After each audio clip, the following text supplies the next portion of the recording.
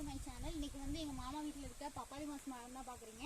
ஏற்கனவே வந்து இதோட காய் வந்து இது பண்ணி சாப்பிட்றத பார்த்தப்போ உள்ள பிங்க் கலரில் இருக்கும். இதெல்லாம் காய் சின்ன பிஞ்சு காய் தான். இது பார்க்குறதுக்கு ஆரஞ்சு மரம் மாதிரியே தான் இருக்கும். காயும் சின்ன சைஸில் இருக்கும்போது ஆரஞ்சு மாதிரி தான் இருக்கும். பெருசானதான் இங்கே பார்த்தீங்கன்னா என் கையில் வச்சுருக்கேன், ஒன்று பொறிச்சிட்டோம். இதுதான் பப்பாளி பழம்.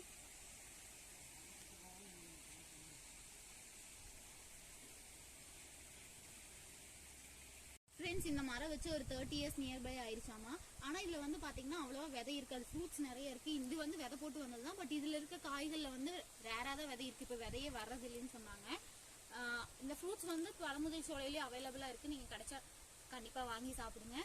இப்போ பார்த்தீங்கன்னா ஒரு 30-20 பிஞ்சு காட்டை நிறைய வந்திருக்கு. இந்த வீடியோ பிடிச்சுன்னா லைக் பண்ணுங்கள், ஷேர் பண்ணுங்கள், மறக்காமல் என்னோட சேனல் சப்ஸ்கிரைப் பண்ணுங்கள். இப்போ நாங்கள் எங்களுக்கு கிடைச்ச பப்பாளி மாசம் போய் சாப்பிட போகிறோம். என் கையில் வச்சுருக்கேன். ஃப்ரெண்ட்ஸ், இப்போ பார்த்தீங்கன்னா 2 பப்பாளி மாசம் வச்சுருக்கேன்.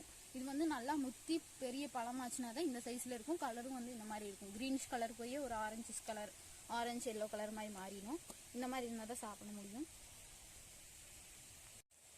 பார்த்தீங்கன்னா 2 பப்பாளி மாசம் வந்து இன்னைக்கு பொரிச்சிருக்கோம். இந்த வீடியோ பிடிச்சுன்னா லைக் பண்ணுங்கள், ஷேர் பண்ணுங்கள், மறக்காமல் என்னோட சேனல் சப்ஸ்கிரைப் பண்ணுங்கள். தேங்க்யூ.